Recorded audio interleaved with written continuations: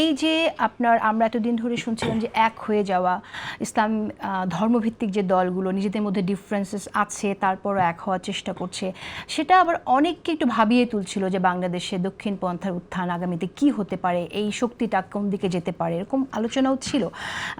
বাংলাদেশের রাজনীতিতে এই প্রভাবটা কীরকম হতে পারে আজিজ, আপনার কাছে এটা শুনে যেতে থাকা বা না থাকা। এখন যদি ধরেন যে পর্যায়ে এসছে জামাত এবং ইসলামী আন্দোলন, এই দুটির ভিতরে কিন্তু একদমই উল্টার।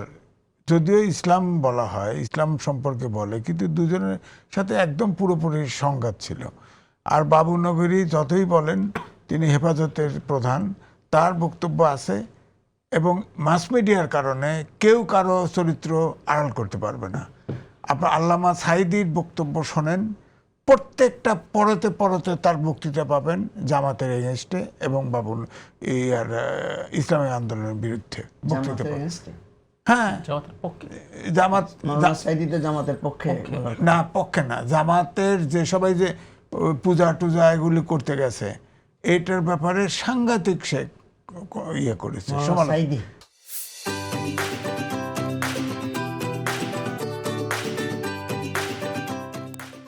আল্লামা সাঈদী যিনি মারা গেছেন, উনি ওনার ইউটিউবে বক্তৃতা পাবেন, তিনিও বলেছেন এগুলোকে সে ক্রিটিসাইজ করেছে। এই যে হিন্দুকে প্রার্থী করা, অর্থাৎ অনেক স্বার্থ দিয়েছে।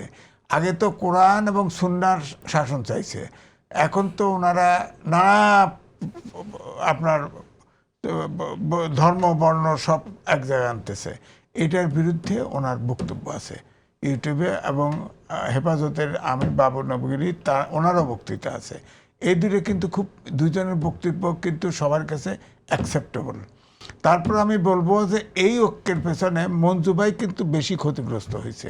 উনি স্বীকার করবেন কি করবেন না, উনি একজন মধ্যপন্থা এবং আমাকেও পছন্দ করতো, আমিও পছন্দ করতাম ব্যক্তিগতভাবে।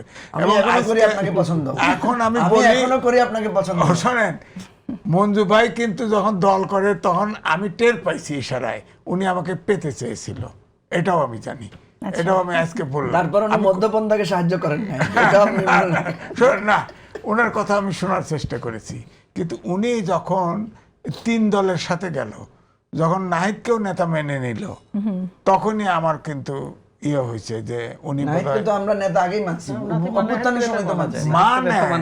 মানেন, কিন্তু আপনি কত সিনিয়র, কত অ্যাকসেপ্টেবল, সে একটা বিপ্লব হয়েছে। আপনার বাসায় থাকছে, আপনার বাসায় আশ্রয় ছিল, এগুলো করেন না। আমি জানি, কিছু কিছু জানি, আপনার কাছে শুনছি।